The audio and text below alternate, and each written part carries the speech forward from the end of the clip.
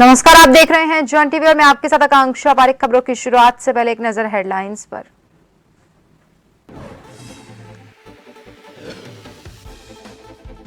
Uttarakhand budget सत्र का तीसरा दिन, आर्थिक सर्वेक्षण रिपोर्ट हुई पेश। मैदानी जिलों के मुकाबले काफी पिछड़ा है।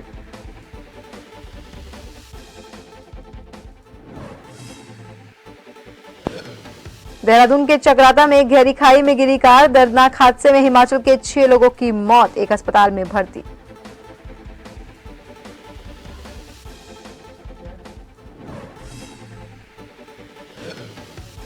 रुड़की में बहू ने की प्रेमी संग मिलकर सास की हत्या, पुलिस ने दोनों आरोपियों को किया गिरफ्तार। रोक टोक करने पर गला घोंटकर उतारा था मौत के घाट।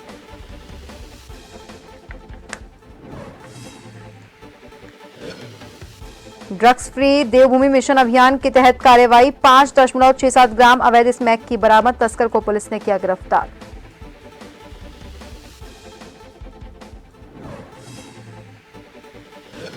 और सरोवर नगरी नैनीताल में लंबे इंतजार के बाद हुआ हिमपात, पर्यटकों के साथ स्थानीय लोगों के भी खिले चेहरे। हल्की बूंदाबांदी के साथ गिर रही बर्फ की फुहार, ठंडी हवाओं से तापमान में आई गिरावट।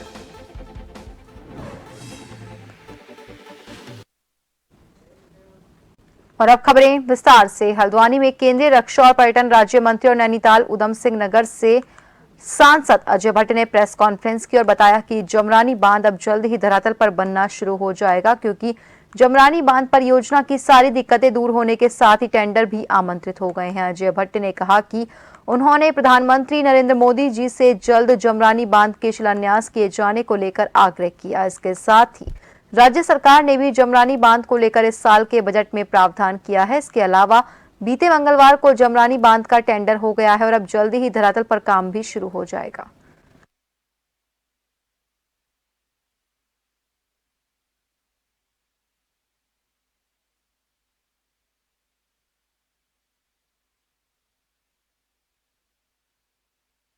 कांग्रेस इस समय पश्चिमांचल की ओर है, यानी कि सूरज डूब रहा है उनका, अस्तांचल की ओर है। मैं समझता हूं कि यही नहीं, देश के सारी खलबलाहट है, घबराहट है कांग्रेस में। जो अच्छे लोग हैं, भगदड़ मची हुई है और वो भारतीय जनता पार्टी ज्वाइन कर रहे हैं और कोई सुखद परिणाम हिमाचल में भी आ सकते हैं। सरकार बनने जा रही है नहीं, मेरा कहना उचित नहीं है। जैसा ट्रेंड आया है कि रूलिंग पार्टी के इतनी बड़ी संख्या में माननीय विधायक गण भारतीय जनता पार्टी को वोट दें, इसका मतलब विश्वास व्यक्त कर रहे हैं।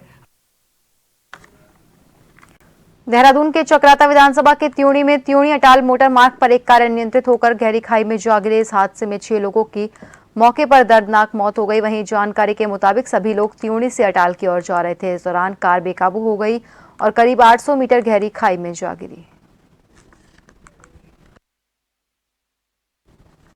थराली विधानसभा के सोलघाटी के दूरस्थ गांव रतगांव के ग्रामीणों ने ढाडर बगड़ में प्राणमती नदी पर मोटर पुल की मांग को लेकर थराली देवाल तिराहे से तहसील मुख्यालय तक विशाल जुलूस निकालकर अपना विरोध जताया। रतगांव के ग्रामीणों की मांग को जायज बताते हुए सोल विकास समिति सहित सोल क्षेत्र के अन्य गांव और स्थानीय लोगों ने जुलूस प्रदर्शन को अपना समर्थन दिया। वहीं रतगांव के ग्रामीणों ने तहसील परिसर में मोटर पुल की मांग को लेकर सरकार और प्रशासन के खिलाफ नारेबाजी करते हुए मोटर पुल न बनने की सूरत में चुनाव बहिष्कार की भी चेतावनी दी। ग्रामीणों ने उप जिलाधिकारी के माध्यम से मुख्यमंत्री को ज्ञापन भेजते हुए बरसात से पूर्व मोटर पुल का निर्माण कार्य शुरू करने की मांग की है।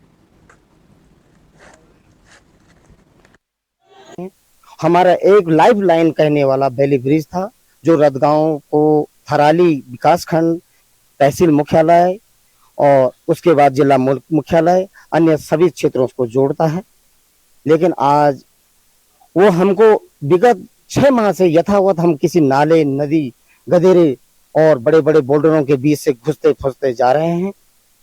और जैसे ही कल मौसम खराब हुआ था, तो हमारी गाड़ियां आज भी सेम स्थिति में स्लिप हो रही हैं। न वहां पर कोई कार्य अच्छा हुआ है और न ही वहां पर कोई निर्माण हुआ। इसलिए हमने ग्राम सभा ने 14 तारीख को ग्राम रतगांव में बैठक हुई थी।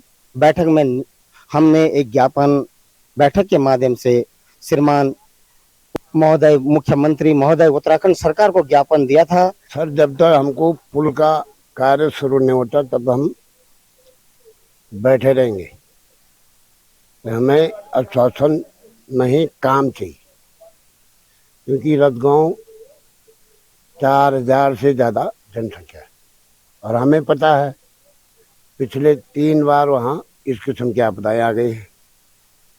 7 महीने हो गए, अभी 7 महीने से सरकार की तरफ से कोई हमें वो नहीं मिला सहयोग। आज की जनता, सरकार चाहती है हमको पलायन के लिए, क्योंकि जो बच्चे नौकरी पर लगे हैं, जिसके पास 2 पैसा है, वो आदमी बाहर जा रहा, अपना बिस्तर बन। जिस इंसान के पास पैसा नहीं है वो भूखा मरे। के बजट सत्र का आज तीसरा दिन है। नेता प्रतिपक्ष यशपाल आर्य का कहना है कि सरकार सदन के अंदर भ्रष्टाचार के मुद्दे को लेकर नियम 310 के तहत चर्चा की मांग कर रही है। आर्य ने सरकार द्वारा पेश किए गए बजट पर भी सवाल खड़े किए और कहा कि सरकार ने बजट तो सरप्लस पेश किया, लेकिन राज्य सरकार निरंतर कर्ज में डूबती जा रही है और सरकार का ध्यान नहीं है।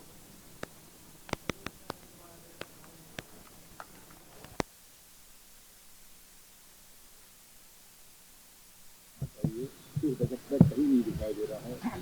इन्वेस्टर समिट के नाम पर कहा जा रहा है कि इससे उद्योग आएंगे। बताइए सरकार, पहले भी इन्वेस्टर समिट हुआ था, कितने उद्योग लगे। अब ग्लोबल इन्वेस्टर मीट में 3.5 लाख करोड़ के प्रस्ताव आए हैं, लेकिन बताएं कि जिले पे लग रहे हैं, कहाँ प्रस्ताव आए हैं, किस उद्योग लगाने के लिए प्रस्ताव आए हैं। मजदूर, किसान, नौजवान मात्र सत्र की बात कर रहे हैं, कहाँ पर इसका जिक्र है। तमाम निराशावादी है, शब्दों की जादूगरी है। उत्तराखंड विधानसभा सत्र के बजट सत्र के तीसरे दिन स्कूल और कॉलेज के छात्र छात्राओं को विधानसभा की कार्यवाही दिखाई गई। छात्र छात्राओं में भी विधानसभा की कार्यवाही को देखने के बाद काफी उत्साह देखने को मिला। देहरादून विधानसभा में सदन की कार्यवाही देखने पहुंचे SMR जनजातीय PG कॉलेज के छात्र छात्राओं का कहना है कि बजट सत्र के दौरान उन्हें बहुत कुछ सीखने को मिला। इस दौरान कॉलेज के चेयरमैन और शिक्षक भी मौजूद रहे।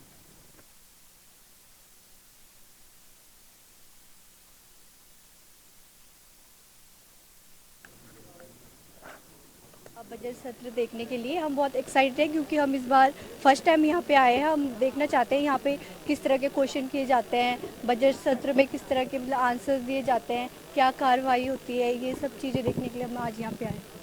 आज हम यहाँ पे बजट स्तर को देखने के लिए उपस्थित हुए हैं कि किस प्रकार की गतिविधियाँ हमारे समाज के लिए विधायक व सभी नेता लेते हैं और किस प्रकार से जो है इस देहरादून या उत्तराखंड के लिए किस प्रकार के निर्माण व किस प्रकार के नियोजन, किस प्रकार के जो गतिविधियां हैं उनको शामिल किया जा रहा है। और मेरे साथ जो है हमारे 18 छात्र छात्राएं व हमारे आदरणीय चेयरमैन सर व हमारे प्रोफेसर्स शामिल हैं। आज हम इस गतिविधियों को देखने के उपरांत यह अनुभव करेंगे कि किस प्रकार से संविधान प्रशासन हमारे लिए कार्य करता है। जितने भी छात्र छात्राएं आज विधानसभा में 18 जो छात्र छात्राएं हैं, ये सभी विधानसभा में बजट प्रक्रिया को जानने के लिए, बजट कैसे पेश किया जाता है, उस पर कैसे सवाल उठते हैं और कैसे उस पर चर्चाएं होती है, उन सभी प्रत्यक्ष कार्रवाई को देखने के लिए यहाँ उपस्थित हुए हैं।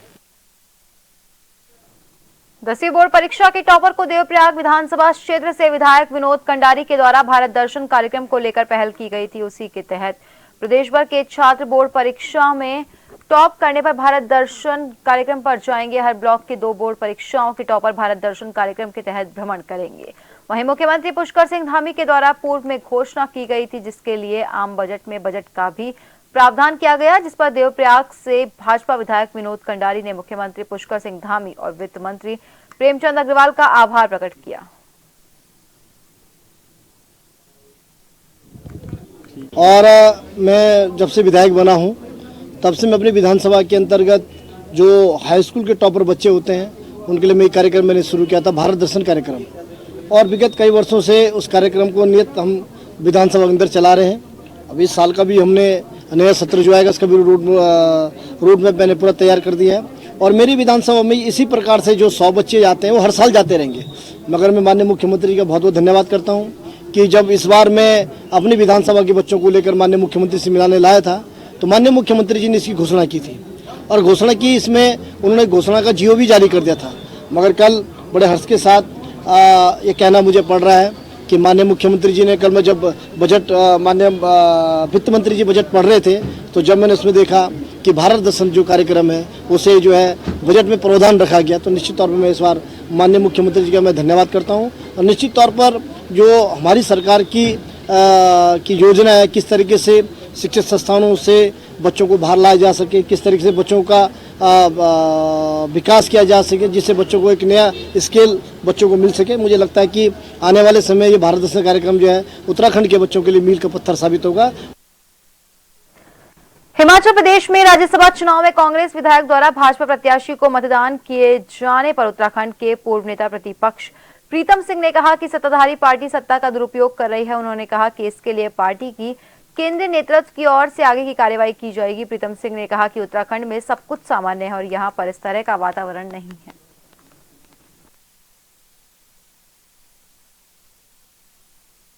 देखिए, जहां तक उत्तराखंड राज्य की आप बात कर रहे हैं, उत्तराखंड राज्य में इस तरीके का कोई खतरा नहीं है। हिमाचल प्रदेश में हुआ है, निश्चित रूप से बहुत दुखद भी है और मैं समझता हूं कि वहां का नेतृत्व और राष्ट्रीय नेतृत्व निश्चित रूप से इस पर जो है आगे क्या कदम उठाना है सोचेगा और तदनुसार आगे बढ़ने का काम होगा। सत्ता में बैठे हुए लोग किस तरीके से विपक्ष को कमजोर करने के लिए, और अगर बात ऐसे ना बने तो सीबीआई, ईडी और इनकम टैक्स का डर दिखाकर वो इस तरीके का कृत्य करते आ रहे हैं और जब तक सत्ता में रहेंगे करते रहेंगे। कि औद्योगिक क्षेत्र स्थित रामनगर में एक कंपनी ने wild life institute of India के सहयोग से एक ऐसा ड्रोन तैयार किया है जो केन नदी के घड़ियालों की गणना करेगा। आपको बता दें कि पीएम नरेंद्र मोदी ने मन की बात कार्यक्रम में भी इस ड्रोन और कंपनी का जिक्र किया। वहीं ड्रोन बनाने वाली कंपनी के संचालक का कहना है कि ये F90+ ड्रोन है जो सर्वे का काम करते हैं और 90 मिनट की उड़ान भर सकता है। उन्होंने बताया कि इसमें अलग अलग तरीके के कैमरास लगाए गए हैं। साथ ही पीएम नरेंद्र मोदी ने उनकी कंपनी का जिक्र किया जो कि रुड़की शहर और हमारे लिए बड़ी उपलब्धि है।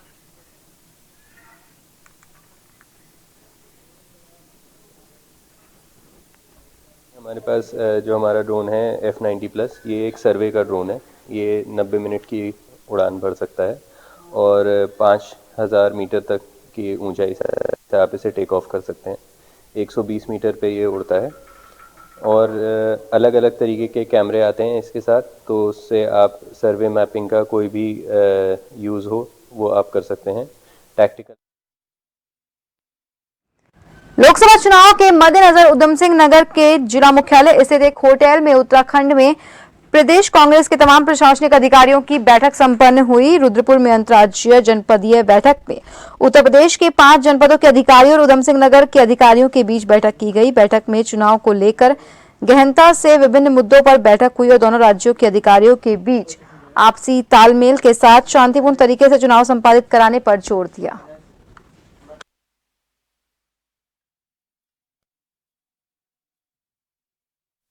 इंटर स्टेट डिस्ट्रिक्ट्स की बैठक है। इसमें यूपी के 5 जिलों के अधिकारी और हमारे उधम सिंह नगर के जिले के जो अधिकारी हैं वो सब आज बैठक में थे। स्पेशली इसमें हमें देखना पड़ता है कि जो बॉर्डर के हमारे पुलिस बूथ हैं, मतदान केंद्र हैं या विलेज हैं, उनमें इलेक्शन को लेकर के कोई ऐसा चीज़ न आने पाए कि जिससे इलेक्शन प्रभावित हो सके। और इसमें दोनों स्टेट के अधिकारियों को विशेष ध्यान रखना पड़ता है, वो चाहे लॉ एंड ऑर्डर की बात हो, चाहे प्रिवेंटिव एक्शंस की बात हो, शराब हुआ, अवैध शराब की बात हो, नारकोटिक्स की बात हो, या गुंडा एक्ट में तमाम गुंडा प्रवृत्ति के लोग हैं जो उधर से इधर आ गए या इधर से उधर चले गए, तो एक कोऑर्डिनेशन मीटिंग होती है। इसमें सारे इशूज हम लोग एक दूसरे से जो इन्फॉर्मेशन है शेयर करते हैं। जी, आगामी लोकसभा चुनाव 2024 के परिप्रेक्ष्य में तो अंतर जनपदीय और मेन रूप से अंतरराज्यीय बैठक हुई है यहाँ पे, क्योंकि उधम सिंह नगर जनपद सबसे संवेदनशील है। 5 जनपदों की सीमा शेयर करते हैं हम लोग। वेस्ट से ईस्ट में आएंगे तो बिजनौर, मुरादाबाद, रामपुर, बरेली, पीलीभीत, आज मतलब और थोड़ा सा नेपाल भी आता है। और आज जो है हमारा चुनाव के परिप्रेक्ष्य में माननीय डीएम साहब के अगुवाई में, डीएम उधम सिंह नगर साहब की अगुवाई में हमारा अंतर जनपदीय अंतरराज्यीय बैठक हुआ। सहयोग बैठक, समन्वय बैठक बोलते हैं। विभिन्न बिंदुओं पर चर्चा हुआ। और खबरों में रुकेंगे एक छोटे से ब्रेक के लिए।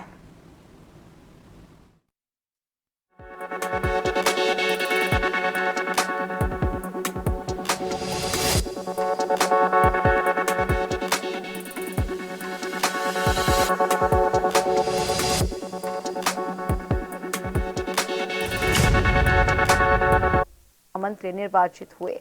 बीती 13 फरवरी को हुए चुनाव के बाद आज सभी पदाधिकारियों की घोषणा की गई, जिसमें गोला रोड स्थित सेंचुरी पेपर मिल के मुख्य गेट पर नवनिर्वाचित पदाधिकारियों को वर्करों ने माल्यार्पण कर शुभकामनाएं दी। इस दौरान अध्यक्ष कैलाश चंद्र मिलकानी ने कहा कि उन्हें जो जिम्मेदारी मिली है उसका वो पूरी कर्तव्य निष्ठा के साथ पालन करेंगे और श्रमिकों के हितों को ध्यान में रखते हुए मैनेजमेंट के साथ वार्ताओं के माध्यम से उनकी सभी प्रकार की समस्याओं को निस्तारण करने का काम करेंगे।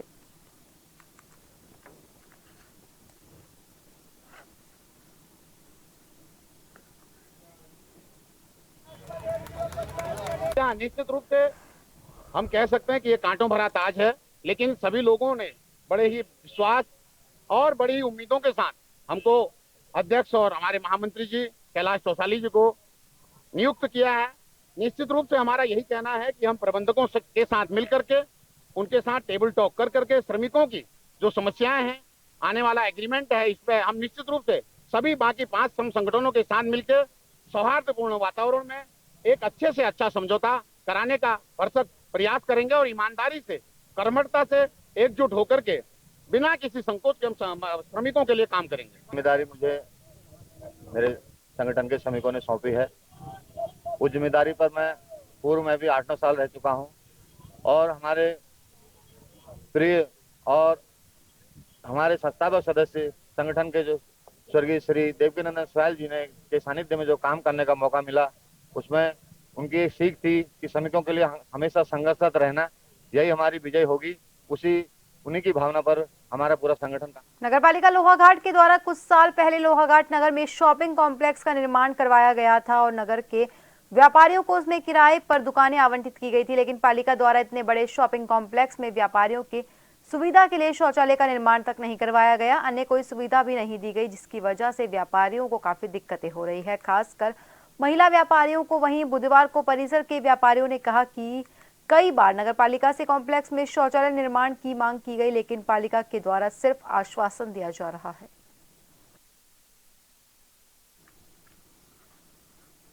का एक कॉम्प्लेक्स है, हम पिछले 3 वर्षों से यहाँ शौचालय के लिए कह रहे हैं।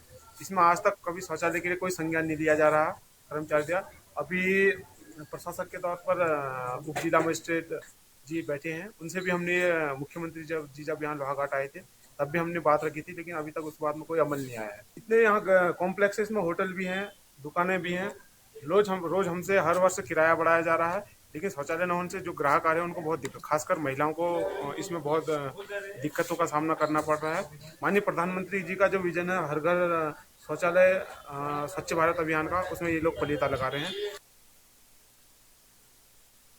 कमिश्नर दीपक रावत ने नैनीताल के अति संवेदनशील क्षेत्र बलिया नाला का निरीक्षण किया। आयुक्त ने बलिया नाला का ट्रीटमेंट कर रहे संबंधित विभागीय अधिकारियों को गुणवत्ता ने तहत कार्य करने के निर्देश भी दिए। उन्होंने बताया कि 173 करोड़ से ज्यादा लागत से बलिया नाला का ट्रीटमेंट चल रहा है। निरीक्षण के दौरान उन्होंने कार्यदायी संस्था को गुणवत्ता के तहत कार्य करने के निर्देश दिए हैं। कमिश्नर ने निरीक्षण के दौरान मुख्य अभियंता हल्द्वानी संजय शुक्ला से बलिया नाले पर होने वाले विकास कार्यों की विस्तार पूर्वक जानकारी ली। कुमाऊं आयुक्त ने बताया कि पिछले कई सालों से वर्षा काल के दौरान इस क्षेत्र में भूस्खलन जल स्रोतों की अलग अलग धाराओं के कारण हो रहा था, जिसे एक धारा के रूप में परिवर्तित कर भूस्खलन को रोका जाएगा।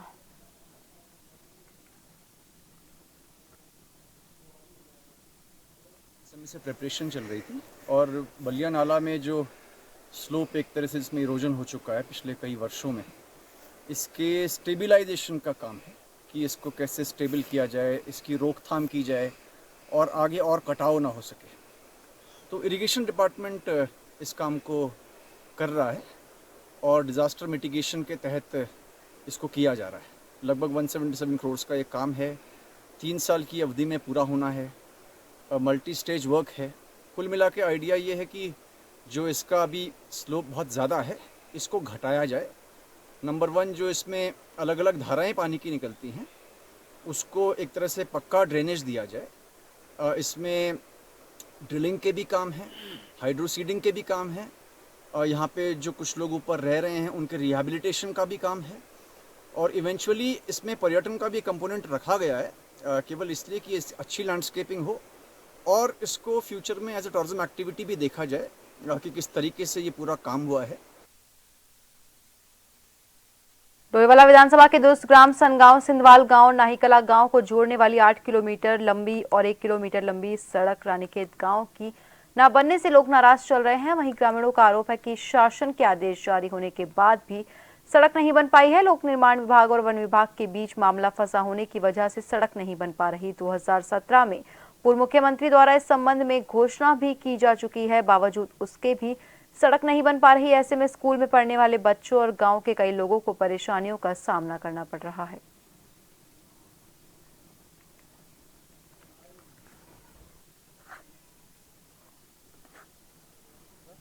कोई शासन प्रशासन उस तरफ सूद लेने को लिए तैयार नहीं है। आप खुद पहले भी चल के जैसे देख के आए हैं आप भी कि हम लोगों का जो सड़क की समस्या है वो कितनी विकट है। बच्चों को स्कूल में आने जाने के लिए कितनी दिक्कतें हो रही हैं। कोई जैसे नौकरी के लिए जा रहे हैं, सरकार कह रही है कि पलायन रोको। पलायन कैसे रोक पाएंगे हम लोग?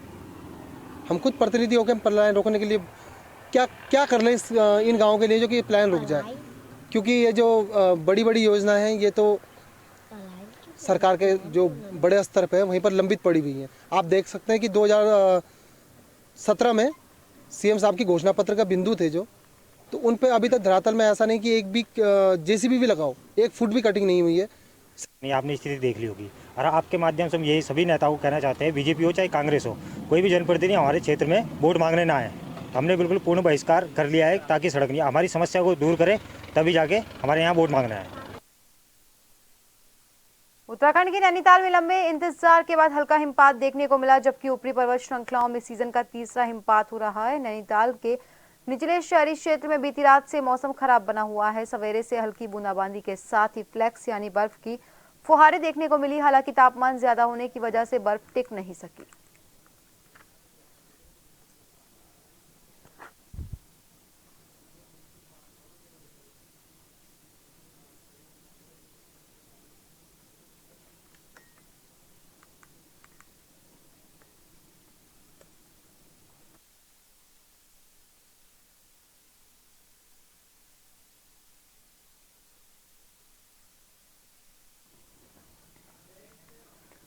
और फिलहाल के लिए खबरों में बस इतना ही। बने रहिए जन टीवी के साथ। नमस्कार।